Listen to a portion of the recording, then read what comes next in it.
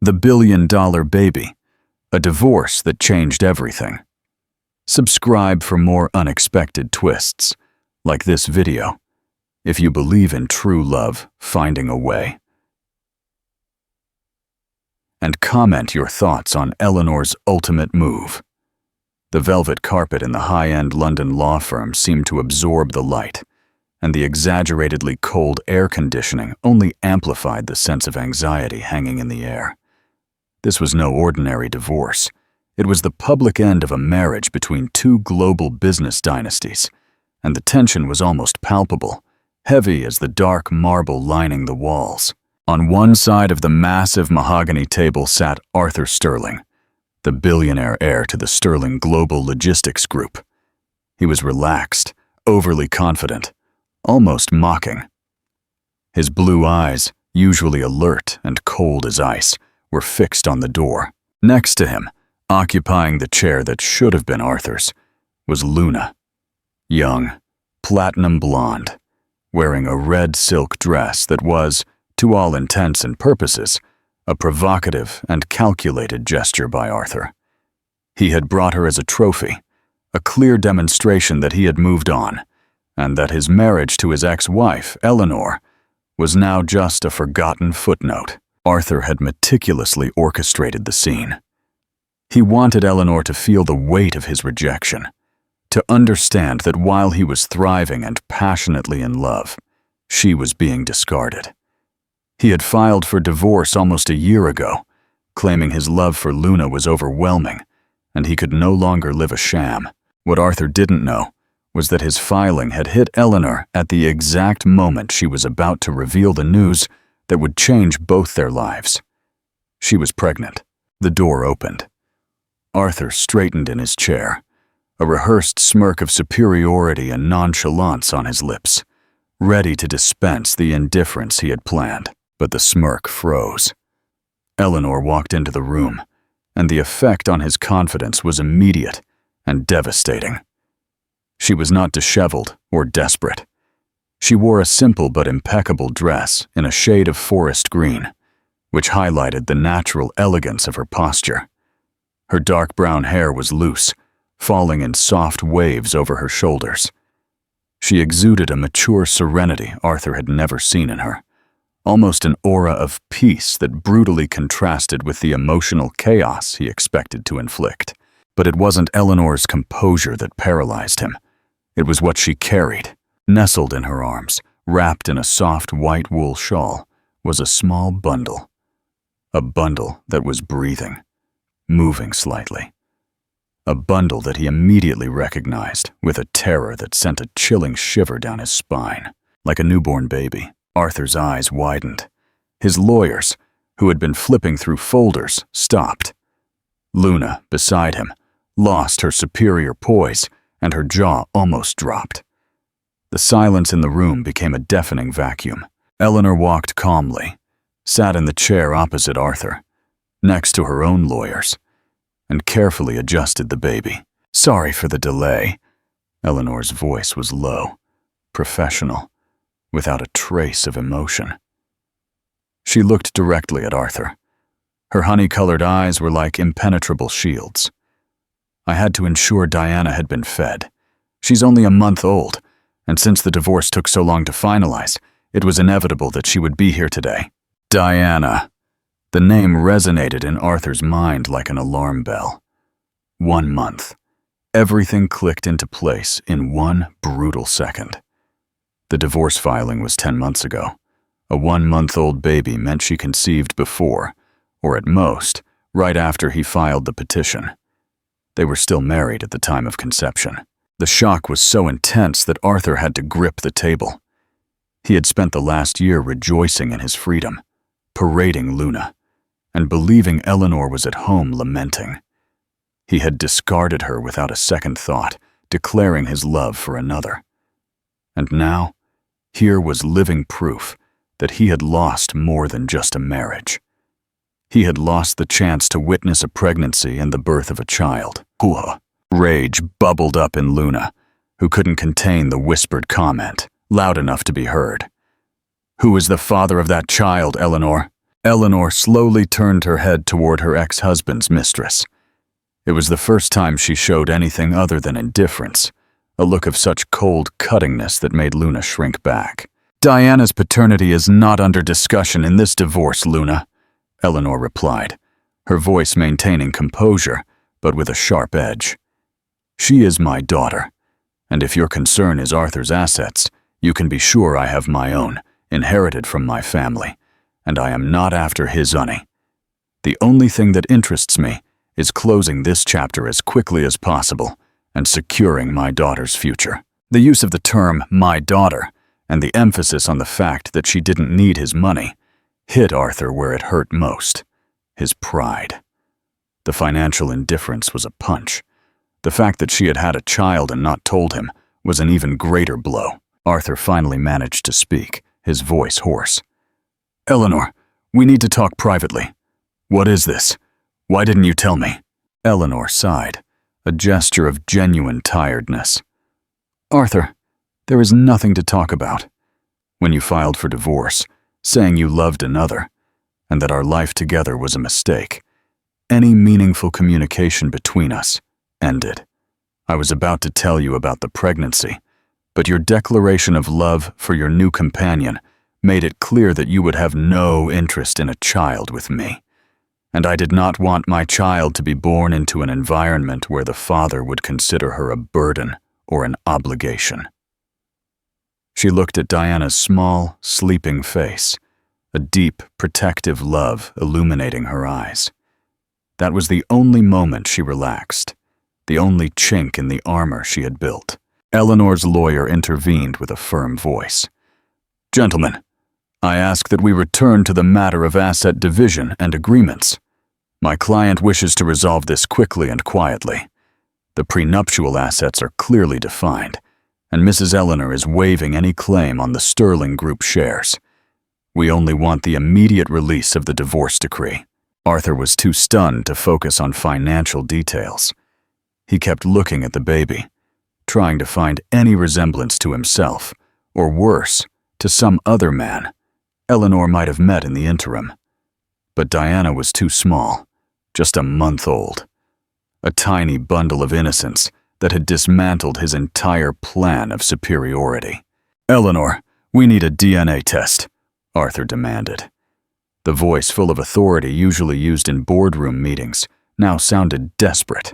The smile that appeared on Eleanor's face was a mix of scorn and deep sadness. "You lost that right, Arthur," she responded calmly. "You abdicated your responsibility and your interest when you chose another woman and told me you no longer loved me. Diana does not need a father who claims her only out of wounded pride or to avoid public embarrassment. She has me, and that is enough." The meeting proceeded, but for Arthur, it was just background noise. His mind was in a turmoil. He watched Eleanor, the way she held the baby, the maternal instinct he had never seen, as they had postponed motherhood to focus on their careers. That small being had transformed Eleanor into a woman he barely recognized. Strong, independent, and what was most humiliating, completely uninterested in him. The mistress, Luna, had become irrelevant in the room, a forgotten footnote, just as Arthur had tried to make Eleanor. The stage now belonged to the mother and daughter. At the end of the long and tense meeting, as the lawyers reviewed the final papers, Eleanor stood up. She did not look at Arthur. She just adjusted Diana and headed for the door. Arthur couldn't take it. He stood up, stumbling slightly, and approached her. "Eleanor, I didn't know. Let me see my daughter." Eleanor stopped and looked at him, the judgment in her eyes more painful than any accusation. "She is not yours. You never wanted children with me. You wanted Luna. She is Diana, my daughter." She left the office without looking back, leaving Arthur standing in the middle of the room, the brutal realization of his loss crushing him. He had traded a family for a fleeting affair, and for the first time in his pampered life, he tasted the bitter flavor of true regret. The gentleman on the sidewalk, Meanwhile, outside the grand building, the scene was being observed by a very different pair of eyes. In a corner cafe across the street was Victor Sterling, a technology entrepreneur, also of considerable wealth, but with a more discreet and practical approach to life. He was there for a business meeting with a client who had just canceled.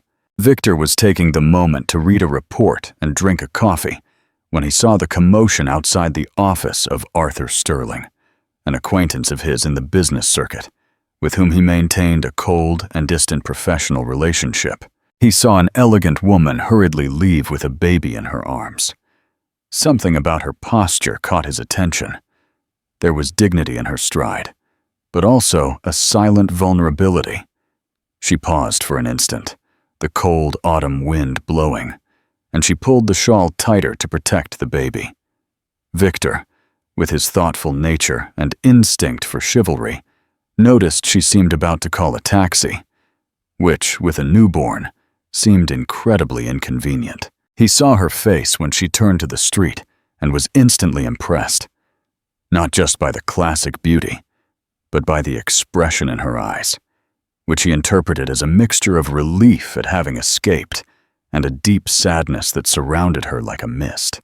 Eleanor finally managed to flag down a taxi, which stopped abruptly. As she awkwardly tried to open the back door with the baby in her arms, the strap of her handbag slipped and fell to the ground, spilling the contents, wallet, keys, lipstick, onto the pavement. Victor dropped the report. Chivalry overcame discretion. He couldn't bear to watch her struggle. He crossed the busy street, moved by an impulse that was completely atypical in his organized life. "Please let me help," he said, his voice deep and calm. He quickly knelt on the ground, gathering the scattered items before he could even think of a proper excuse for interfering. Eleanor looked up, surprised by the sudden interruption. Her eyes met his, green, deep, and full of a genuine kindness that was rare in her world.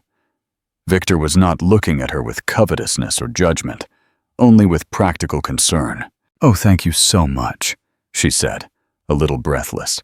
"I'm so clumsy with Diana." Victor gathered everything, handed the bag to her, and held it while she put it on her shoulder. He then fully opened the taxi door and gave a slight bow. "It's a pleasure. Mothers with newborns are actually heroines." He smiled, an open and welcoming smile that relaxed the tension in Eleanor for the first time that day. "Just tired," she admitted, a small smile appearing on her lips. She got into the taxi, adjusted Diana, and just as the door was about to close, she felt she needed to know who this gentle man was. "I'm Eleanor," she said, extending her hand out of the taxi. Victor shook it firmly and warmly, his fingers large and strong. "Victor, it's a pleasure, Eleanor. I hope the rest of your day is much quieter." The taxi pulled away, leaving Victor alone on the sidewalk. He didn't return to the cafe immediately. He stood there watching the car drive off, feeling a strange sense that this swag encounter, this act of kindness, had been more significant than it seemed. He knew Eleanor had just emerged from an emotionally exhausting event. The law office was proof. He saw the relief in her exit and the vulnerability she was trying to hide. He picked up his phone and sent a quick text message to his assistant. "Discreetly find the whereabouts of Eleanor Sterling, Arthur Sterling's ex-wife, for research purposes only." Victor wasn't a stalker, but he was a man of action and keen observation. Something about Eleanor's dignity, the way she protected the baby, and the sadness he had perceived in her eyes, made him feel she deserved more than whatever she was facing. That glimpse of the mother and baby had touched a chord in his heart he didn't even know existed. He felt he needed to ensure she was okay. Even if it was from a distance, he knew he was treading on dangerous territory. But the image of Eleanor's tired face and the small sleeping baby would not leave his mind. He returned to his table, but his concentration was gone. The business report was secondary. He caught himself imagining her life. the journey she was about to begin as a single mother, and the strength it would take to face the business world and high society after such a public divorce. He felt drawn to a woman he had only seen for 5 minutes, but who seemed to carry the weight of a world on her shoulders. The sapphire of salvation. The silence of Eleanor's apartment was a luxury she had earned with years of hard work, but which was now flooded by the soft melody of her baby. She was in the living room, rocking Diana, who had finally fallen into a deep sleep after a long, comforting feeding. The apartment, far from the cold opulence of Arthur's mansion, was her refuge, decorated with warm colors and filled with books and art, a reflection of her true self, which she had suppressed during years of marriage to a man who valued ostentation above soul. The divorce was finalized. The signature on the paper was one less burden, but the emotional exhaustion still hit her in waves. The scene with Arthur and Luna, though painful in its predictability, had served as a final confirmation. She had made the right choice by moving forward alone. Arthur was not the man she had loved, and he certainly wouldn't be the father Diana deserved. However, his demand for a DNA test worried her. She knew with absolute certainty that Diana was Arthur's daughter. Conception occurred on the single. Last night they tried to fix the marriage, before he publicly rejected her for Luna. She had planned to tell him, but the cruelty of his divorce filing made her retreat. Protecting Diana from paternal rejection became her top priority. She gently placed Diana in the crib and went to the kitchen to prepare an herbal tea. It was then that her phone rang. It was a message from her lawyer. "Eleanor, Arthur is formally requesting a paternity test. He is threatening to go public if you do not cooperate. He claims you are hiding the fact to deprive him of his parental rights." Eleanor felt bile rise in her throat. Arthur was using the media, his favorite weapon, to manipulate her. He wasn't interested in Diana. He was interested in power and saving the public image of a family man that he had tarnished. And of course, he couldn't stand the idea that she might have moved on with another man so quickly. She typed the response to the lawyer with trembling hands. "Tell him I will do the test, but under my conditions. I want everything formalized. He must publicly acknowledge the baby if the result is positive, and I demand full custody. Visits will be supervised until Diana is older and he proves to be a suitable father. Otherwise, he will have to prove paternity in court, and that will be long and painful for him." As she awaited the response, a pleasant memory interrupted the tension. Victor's face, the kind man on the sidewalk, the way he knelt without hesitation to pick up her belongings, the firm, comforting touch of his hands. He was the antithesis of Arthur, discreet, thoughtful, and with an aura of calm. The brief encounter had been an unexpected balm on a horrible day. Across the city, Victor couldn't concentrate. His 30th floor office, with a panoramic view of the metropolis, was usually his center of productivity. But today, the image of Eleanor and Diana obscured all the charts and reports. His assistant had sent him the summary he requested. Eleanor Thorne, former marketing executive, daughter of a traditional banking family, married to Arthur Sterling.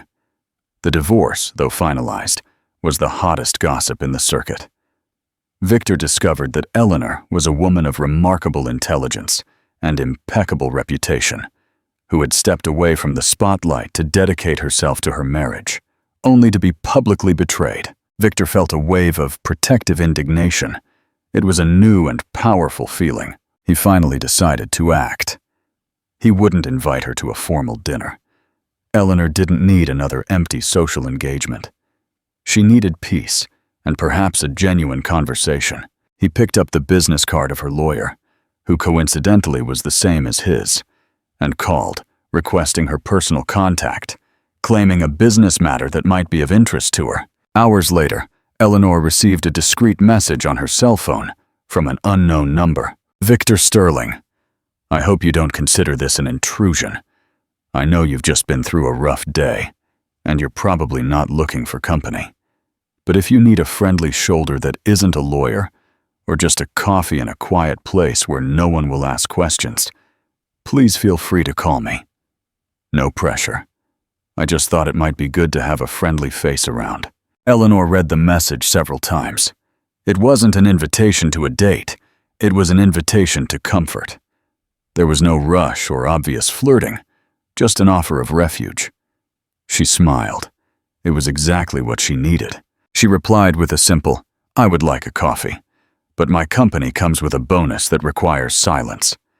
Do you mind Diana's presence?" The response was immediate. "I adore babies. I know a cafe with a library that has large sofas and is famous for being quiet." Tomorrow at 10. The meeting the next day was strangely natural.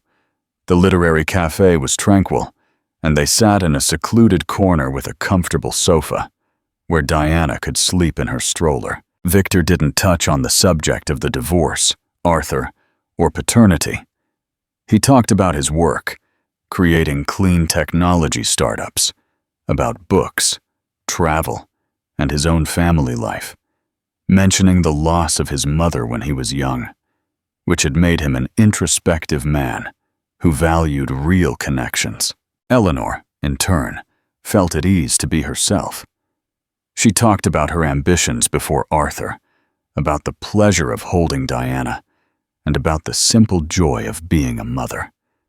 She discovered that Victor had a subtle and perceptive sense of humor, and that his green eyes didn't just observe her, they truly saw her.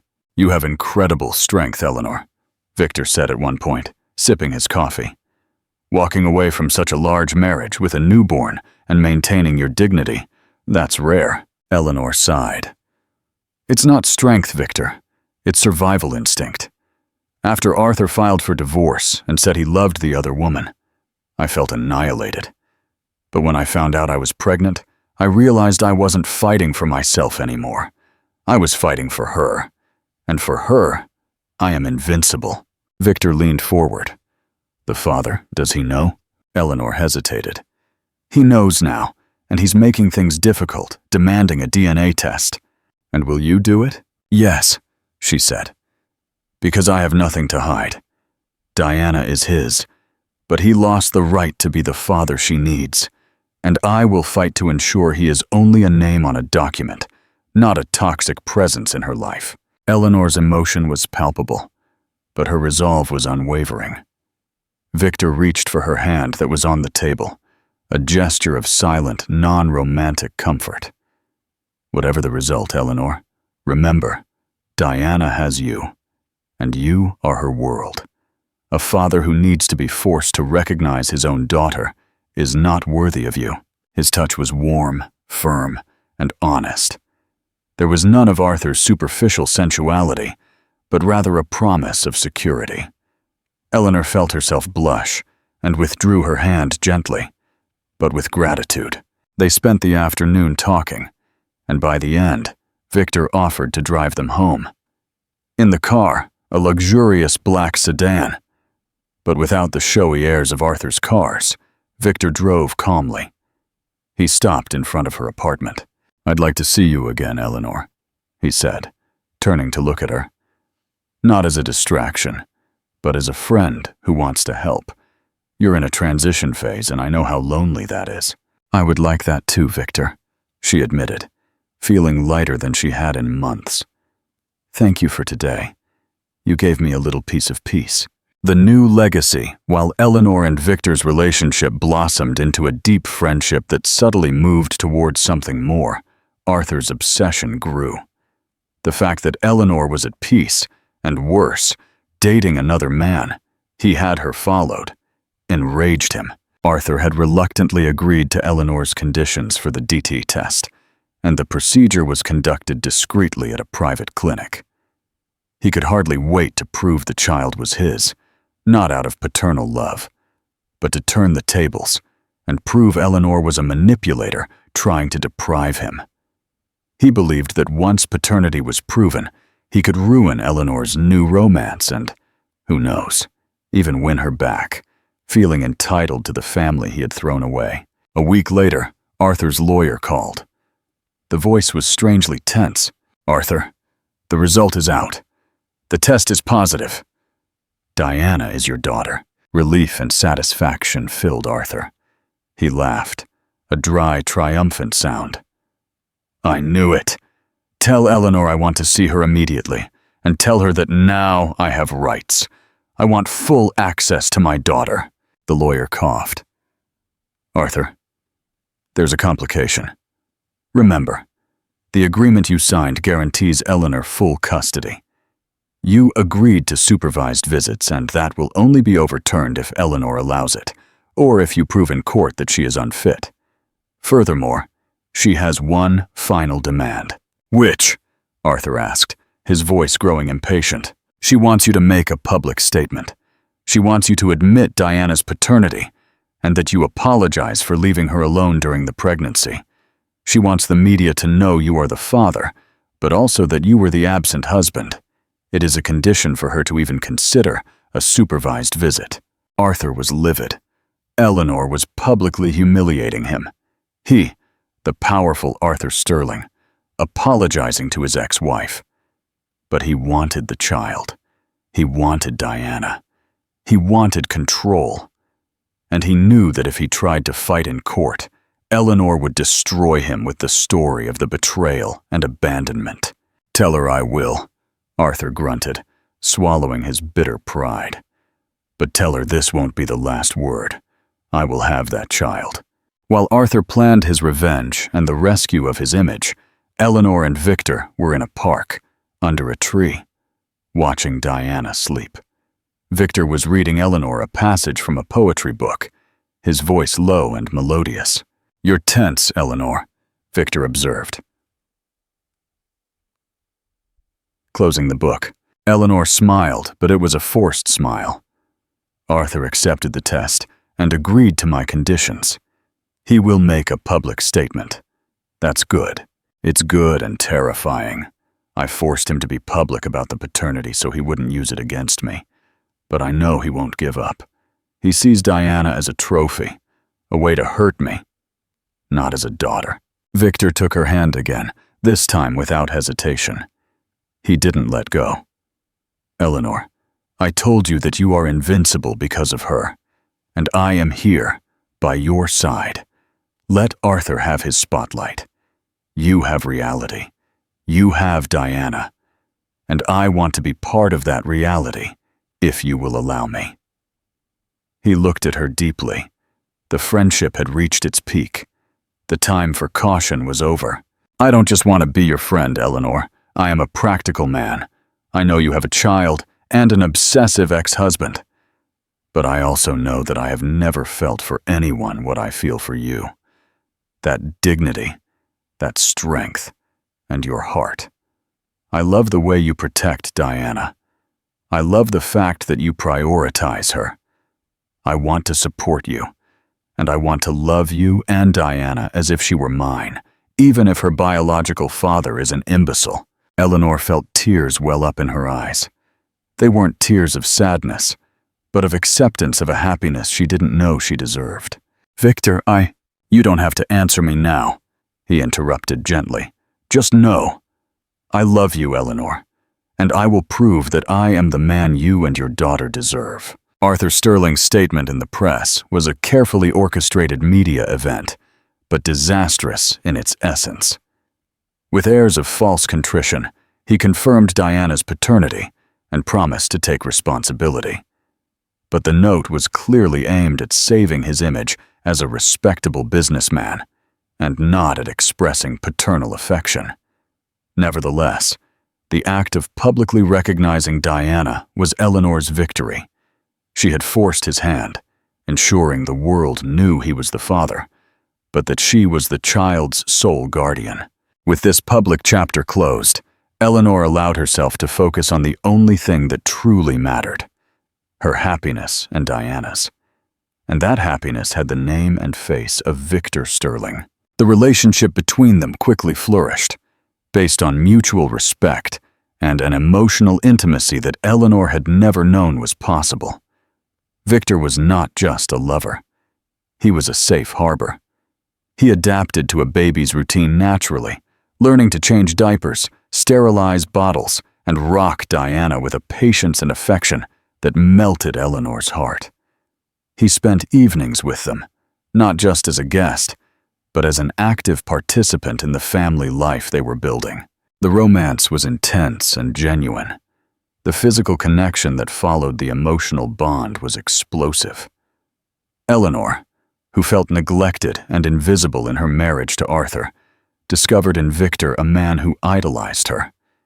He saw her as a complete woman, mother, professional, and lover. His touches were slow, deliberate, full of tenderness and ardent desire. They explored passion at a pace that respected her fatigue as a mother, transforming stolen moments into precious demonstrations of love and total surrender. On a rainy night, while Diana slept soundly, they were together on the sofa, under a soft blanket. Victor kissed her with a devotion that took her breath away. "You are the most beautiful and strongest woman I have ever met, Eleanor," he whispered, caressing her skin with a reverence that made her feel desired in a pure and deep way. "With you, I don't just want to build a life. I want to build a legacy, a family." Eleanor nestled into his neck, inhaling the familiar scent of sandalwood and warm skin. "I feel the same, Victor.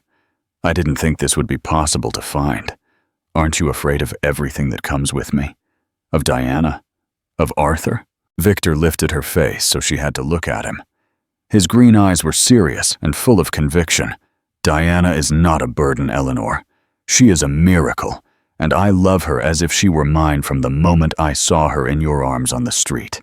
As for Arthur, he is just a shadow of your past.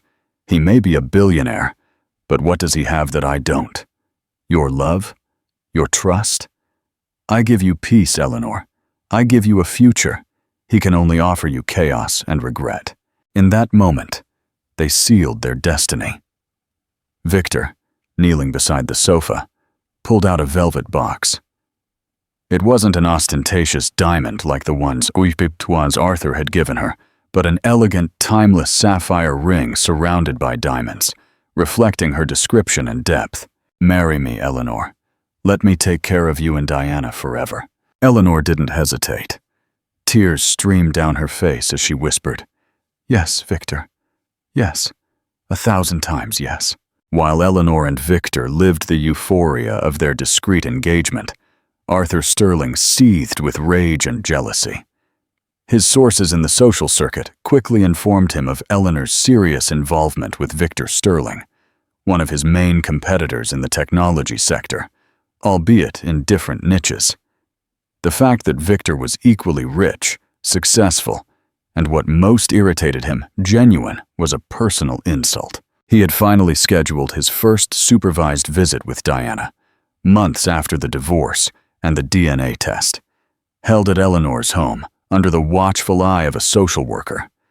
The meeting was a fiasco. Arthur, accustomed to commanding boardrooms, was lost with a baby in his arms.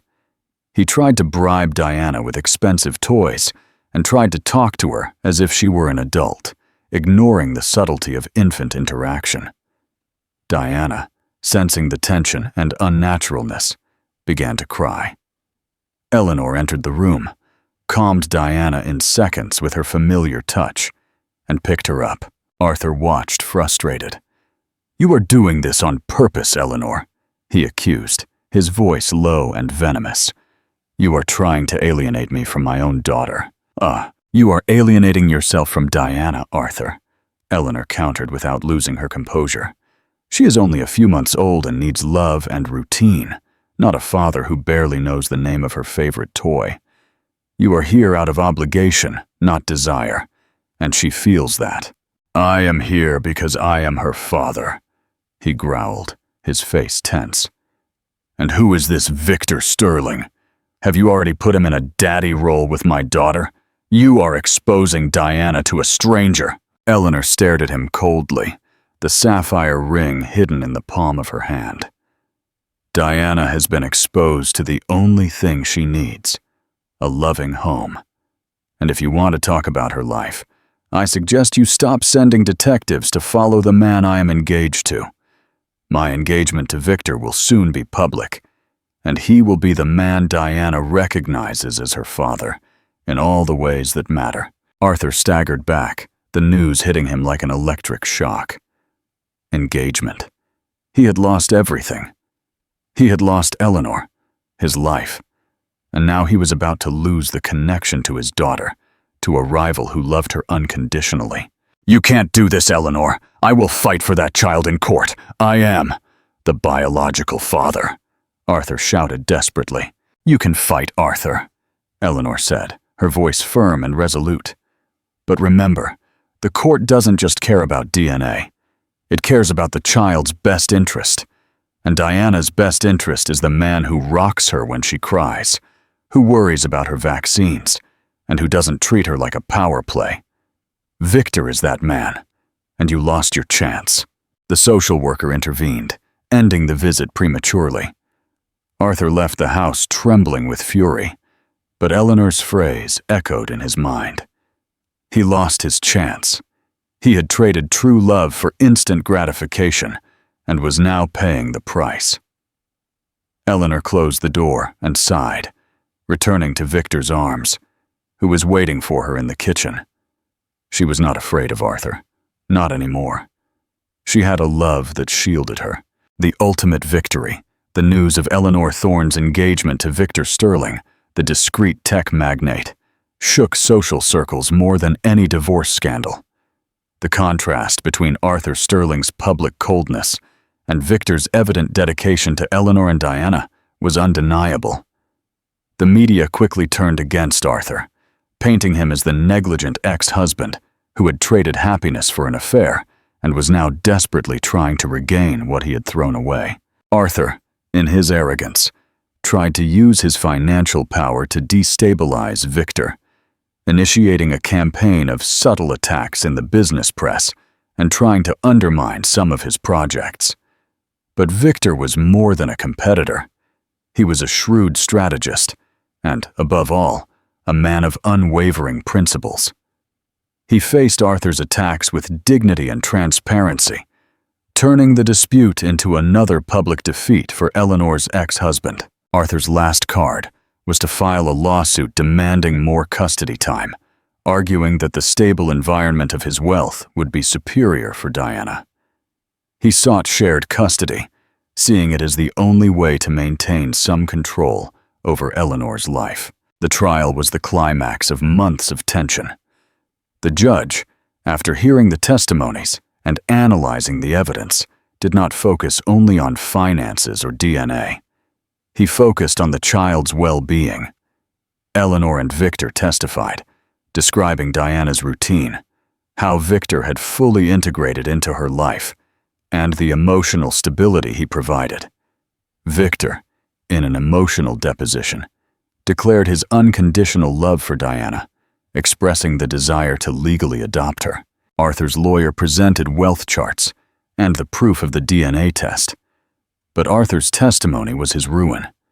He spoke about his rights, about the shame of being excluded, and about how he could offer Diana a more luxurious future. He failed to mention her name, her feeding times, or any intimate detail of her life.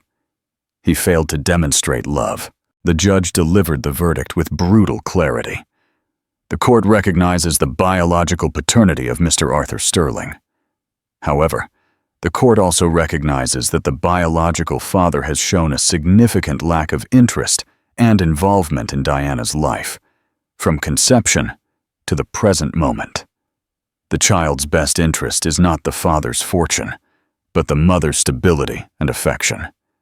Ms. Eleanor Thorne demonstrates having built a loving home, supported by Mr. Victor Sterling, who has proven to be a committed and constant paternal figure. Full custody of Diana was granted to Eleanor, with Victor obtaining authorization to begin the adoption process. Arthur was limited to quarterly supervised visits, at the discretion of the social worker and Eleanor. It was the end. Arthur had lost the battle, and more importantly, he had lost the chance to be a father, replaced by the man Eleanor had chosen. 2 years later, Eleanor and Victor's house was a haven of laughter and love.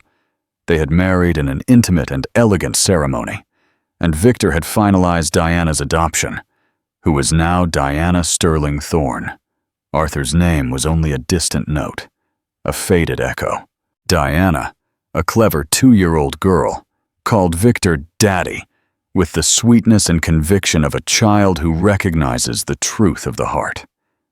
Victor, in turn, was the most devoted father imaginable, reading bedtime stories, attending school meetings, and being the pillar of a complete family. Eleanor flourished. Free from Arthur's shadow, she reactivated her career with Victor's unconditional support.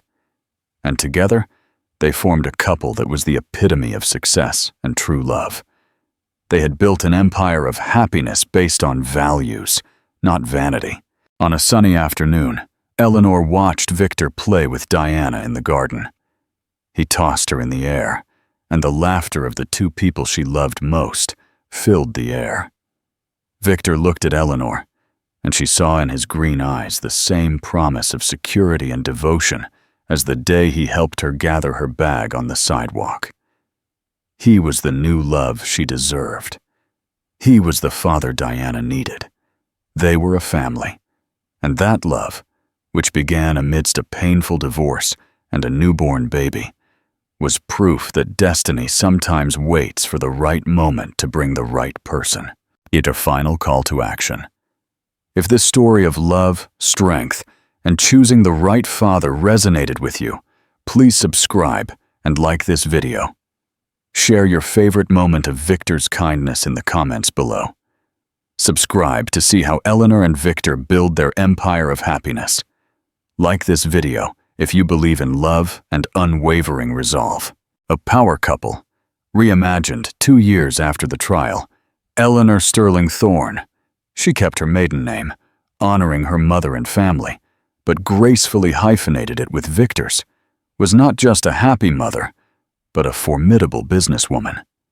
Encouraged and supported by Victor, she re-entered the business world, but this time not as an aide or arranger, but as a true architect. She founded Thorne Design and Strategy, a high-end consulting firm specializing in brand repositioning and spatial design for emerging technology conglomerates. Her firm quickly became a sought-after partner, especially in the clean technology sector that Victor dominated. Their home in Richmond, London, was symbolic of their new life. Cozy, luxurious, but never ostentatious. Everything revolved around Diana, now a clever, sharp 2-year-old, who called Victor Daddy with absolute conviction and love. "I have a meeting with the Solaris Group this afternoon," Eleanor told Victor one Sunday morning, while Victor skillfully helped Diana tie her trainers. Victor didn't look up. He focused on the small knot. "Solaris is a massive contract, but remember to stick to your schedule requirements. I don't want you missing Diana's swimming lesson for the sake of the Old Arthur rules." Old Arthur? Eleanor smiled. The name was now just an amusing, weightless private joke. "I'll be back before 3. Besides, I'm meeting Henry Caldwell there." Henry Caldwell, a renowned venture capitalist, was one of Victor's closest friends and top business partners. He admired Eleanor unconditionally, not just for her intellect, but for the way she handled the divorce. "Perfect. Henry has a daughter the same age as Diana. Tell him we need to arrange a playdate. Diana needs more friends who know how to climb trees," Victor said, finally satisfied with the knot. He picked Diana up and placed a kiss on her cheek. Their life was a perfect balance of ambition and family priority. Victor was neither jealous nor threatened by Eleanor's new success. He saw it as their joint victory, the final echo of regret. Meanwhile, Arthur Sterling was completely broken. After the trial, his image was irredeemable. The champagne showmanship and his absence from his daughter's life had turned him from a powerful tycoon into a pathetic joke among the elite. Major contracts were lost, the group's stock plummeted, and even Luna quickly abandoned him, When she realized the powerful man had become a self-pitying wreck, Arthur lived in loneliness and regret. His quarterly supervised visits with Diana were a torture. Diana, though young, recognized the tension and unfamiliarity from this man. She often cried, only settling down when Eleanor entered the room. During a recent visit, when Diana began sobbing as Arthur tried to hand her an expensive toy, Arthur crumbled. "Why?" Arthur whispered to Eleanor as she gently soothed Diana in her arms. "Why would you do this to me, Eleanor? Why did you take her away?" "I didn't take Diana away from you, Arthur," Eleanor replied, her voice calm, devoid of malice, just stating the facts. "You walked out of her life yourself. I gave you truth, transparency, and a chance, but you only saw ownership and your ego. You chose a red dress over a family. I love her." "You love the idea that she is yours. You love the idea that you can control me through her," Eleanor said, looking directly into his eyes. "But true love doesn't require supervision. True love wakes up at 3 a.m. to warm milk and change nappies, not deliver thousands of pounds worth of toys for 30 minutes every quarter. Victor is Diana's father. You are merely the donor." That defeat broke Arthur. He realized he had lost not only assets, but his soul. Not long after, Arthur sold a large portion of his Sterling Global shares and withdrew from the London spotlight, moving to a secluded island, living a solitary life with regret as his only companion. The audience interaction. If Arthur were to try and contact Eleanor again in 10 years, what do you think she should say to him? Share your answer. The unshakable dynasty. Another 2 years passed. Eleanor, now 53, stood in her office, looking out at the snow-covered Regent's Park. Her phone rang. It was Victor. "Are you done for the day?" she asked. "I am done," Victor replied, his voice full of warmth. "And I have news. The lawyer just confirmed that Arthur has officially waived all remaining visitation rights. He's transferred his trusts for Diana, but has completely closed the door." Eleanor took a deep breath. It was the final confirmation she needed. "It's over then," she whispered, completely. "What do you think we should do to celebrate?" "We have a schedule, my love," Eleanor chuckled. "We have Diana's school concert at 4, and then we have a small family gathering with Henry Caldwell." "And after that?" Victor asked. Eleanor looked down at her desk, where a new business plan lay. The Thorne Sterling Impact Fund, a venture capital fund established by both of them to invest in women-led businesses. "And after that, we build the empire," Eleanor replied, her voice ringing with strength and confidence. "We prove that a family built on respect and love is the strongest fortress of all." "I love you, Eleanor." "I love you too, Victor. Thank you for everything." Victor spoke softly. "I didn't do anything. You are the one who chose to fight for your worth. I am just the lucky man who got to stand by you." Meaningful conclusion. Love is the foundation. Eleanor and Victor's love, which began with a moment of kindness on a sidewalk and was forged in the fire of a bitter divorce trial, became an inspirational tale. It was not a rags-to-riches fairy tale, but a lesson in true value. Eleanor learned that silence is not weakness, it can be strategy. And true love is not about ownership, but about unconditional dedication. She did not seek the richest man, she sought the best man. And that man became the pillar of a family where Diana grew up in stability, security, and boundless affection. They proved that a biological father can be replaced by a father of the heart, and a hateful divorce can be the stepping stone to a life that is far more whole and meaningful. Final call to action. If you find this story a testament to love and resolve prevailing, please like and share. Don't forget to subscribe to follow more stories of powerful women's ascent. The launch of the Impact Fund. 4 years had passed since the dramatic exit from the divorce court. The Thorne Sterling Impact Fund, TSIF, the venture established by Eleanor and Victor, was now dominating the European investment landscape. Their focus on funding sustainable technology and female-led startups had not only generated massive returns, but had also redefined what success meant in the fiercely competitive world of London finance. Eleanor, as the fund's chief strategy officer, was lauded for her unparalleled eye for overlooked potential. Her success was the ultimate resounding answer to Arthur's dismissal of her as a homemaker. One blustery Tuesday, Eleanor stood on stage at the Royal Exchange in the City of London, giving the keynote speech at the annual Women in Tech Summit. Her focus was on the ripple effect of ethical investing. "We were told that heart and balance sheets don't mix," Eleanor declared to a packed, admiring audience. "We were told that prioritizing family over the hustle meant sacrificing ambition. I stand here today to tell you that those beliefs are the real rounding errors in the corporate world. Our greatest strength, as women and as leaders, lies in our ability to build a foundation that is stable, not brittle. We invest in people, not just profits. And that, ladies and gentlemen, is the Thorne-Sterling difference." Victor, sitting in the front row, felt a deep surge of pride. He wasn't just supporting her. He was witnessing her full, powerful potential unleashed. Diana, now a bright 6-year-old, sat beside him, scribbling furiously in a notepad, occasionally looking up at her mother with wide, fascinated eyes. A full and peaceful life.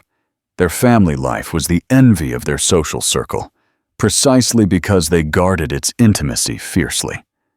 Their evenings revolved around Diana, homework, bedtime stories read by Victor, and Eleanor preparing their favorite weekend meal. Victor's request for simple, home-cooked food was a refreshing change from the endless catering of her previous marriage. One evening, while Diana was asleep, Eleanor and Victor were in their library, reviewing TSIF's investment portfolio. "Solaris is up 50% this quarter," Victor noted, closing his laptop. "Your strategic design overhaul was the catalyst, Eleanor. You're brilliant." "It wasn't just the design, Victor," she said, leaning back. "It was the integrity. Solaris is led by a mother of 3 who refuses to sacrifice her values. I saw myself in her." Victor rose and walked over to her, pulling her gently into his arms. "I see myself in you every day. You know." He paused, his voice softening. "Diana asked me today if my name was always Daddy." Eleanor's heart melted. "And what did you tell her?" "I told her that my name is Victor, but the name Daddy is the best gift her mother ever gave me." He looked at her, his green eyes filled with the unwavering love that had been her anchor. "I want to be your husband forever, Eleanor, and I want to be Diana's father in every way the law allows. I still think we should have another child, a sibling for Diana." Eleanor nestled her head against his chest. "I want that too, Victor, more than anything." The ease and certainty of their shared future contrasted so sharply with the instability of her past. They were not just a couple, they were a united front against any external HCO. The fading shadow of Arthur, the only echo from the past, came through a discreet call to Victor a few months later from his financial advisor. "Mr. Sterling, I have some final details regarding Arthur Sterling. Since he waived visitation, he has been completely liquidating his assets. He sold his last property in London and is residing permanently on a small island off the coast of Sicily." Victor listened calmly. "And his financial status? Still a billionaire, technically, but his money is now inert. He has no business interests, no projects, no family. He spends his time alone. He is wealthy, Mr. Sterling, but deeply, truly irrelevant." Victor thanked the advisor and hung up. He did not tell Eleanor. The details of Arthur's self-imposed exile were no longer relevant to their reality. The shadow had faded completely. Later that evening, while putting Diana to bed, she pointed to a framed photograph on her bedside table. A picture of Eleanor and Victor laughing on their wedding day. "Mummy," Diana said sleepily, You and Daddy are the best team." Eleanor kissed her forehead. "We are, darling. We are." The ultimate legacy. Love and truth. The ultimate legacy of the bitter divorce was not the financial empire Victor and Eleanor built, but the foundation of truth they created for Diana. She would never know a world of pretense, betrayal, or manipulation. She would only know the warmth of a father who fought to adopt her and a mother who fought to protect her worth. Years from now, when Diana inevitably asked about her biological father, Eleanor knew exactly what she would say. The truth, delivered with the same calm certainty she displayed in the courtroom. "Your biological father was a man who chose money and pride over love. But I chose Victor, and Victor chose us. That choice, darling, is the greatest inheritance we could ever give you." Where is she? Final call to action. If you were inspired by the depth of Victor and Eleanor's love, please like and share this story. Subscribe to our channel for more tales where integrity and love always triumph over arrogance. Growing up in Greenwich, another 10 years slipped by. Diana Sterling Thorne was now a sharp, confident 16-year-old. She grew up in Greenwich, Connecticut. They had purchased a large, tranquil estate outside New York to give Victor easier access to the U.S. operations of TSIF. Diana not only inherited Eleanor's keen intellect and Victor's strategic calm, but she was raised in an environment utterly devoid of pretense. She knew the entire story about the betrayal, the trial, and her mother's courageous choice. Victor, always the honest father, had told her the story of the biological donor and the father of the heart since she was very young. Diana understood implicitly that love and commitment transcended genetics. One Saturday morning, as Diana prepared for a public speaking competition, she walked into Eleanor's study. "Mom," Diana said, holding a portfolio. "I was reading TSIF's file on Solaris. The company was invested in. Because they focus on creating a balanced work environment for mothers. Did that have anything to do with your past?" Eleanor smiled, proud of her daughter's perceptiveness. "A great deal, my love. I wanted to ensure no other woman felt they had to choose between family and career because of one man's self-importance." "You and Dad are the best team," Diana declared. "I want to be a leader like you both, one who can change the world with things that actually matter." The new addition to the family. A year later, the Sterling Thorne family welcomed a new addition, a healthy baby boy named Ethan. The decision to have another child, made after many years, was the result of their solid love and stability. To Victor and Eleanor, Ethan was more than just a child. He was a symbol of their completeness and freedom from the shadows of the past. Ethan's arrival further solidified the unique bond between Diana and Victor. Diana, who had once been the center of her parents' commitment, now became a proud big sister and protector. Victor, who had fought to be Diana's father, now effortlessly embraced fatherhood again, with boundless love. The completeness of their family, with 2 children, a successful women-led business empire, and a love built on the foundation of truth, was the final testament that they had won the war. Not just for money, but for values. The ultimate legacy, inheriting integrity. At Diana's high school graduation ceremony, she was invited to speak, with Victor, Eleanor, and little Ethan sitting in the front row. Diana stood at the podium, exuding the confidence of someone who knows her worth. "Many people define success by numbers," Diana said, "by bank balances or the volume of awards. But I was taught that true legacy is not what you build, but how you build it, and how you treat the people who help you build it. My parents gave me the best gift, the truth. My mother taught me that patience and the courage to speak the truth are your greatest strength. And my father," Diana looked at Victor, a radiant smile on her face, "taught me that true love is a choice you make every single day, a choice that transcends blood, transcends mistakes. The legacy I want to inherit is not the money, It is their integrity. As she finished her speech, the auditorium erupted in applause. Victor and Eleanor stood, looking at each other, then at Diana, and the small, clapping Ethan. They hadn't just won a divorce. They had created a family that could change the world by living their principles. And final call to action. What field do you think Diana will pursue when she grows up? Share your prediction.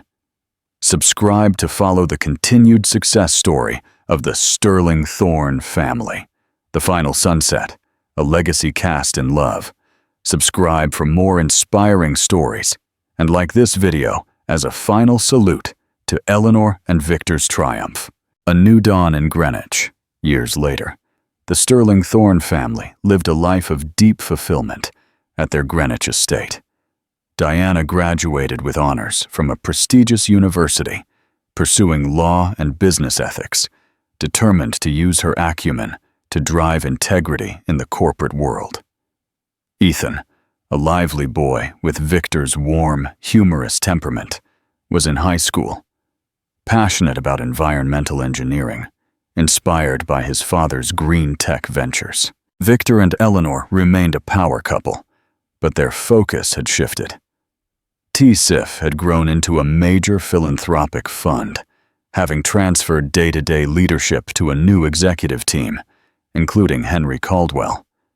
They spent most of their time traveling, not seeking contracts, but visiting the charitable projects they funded across the globe.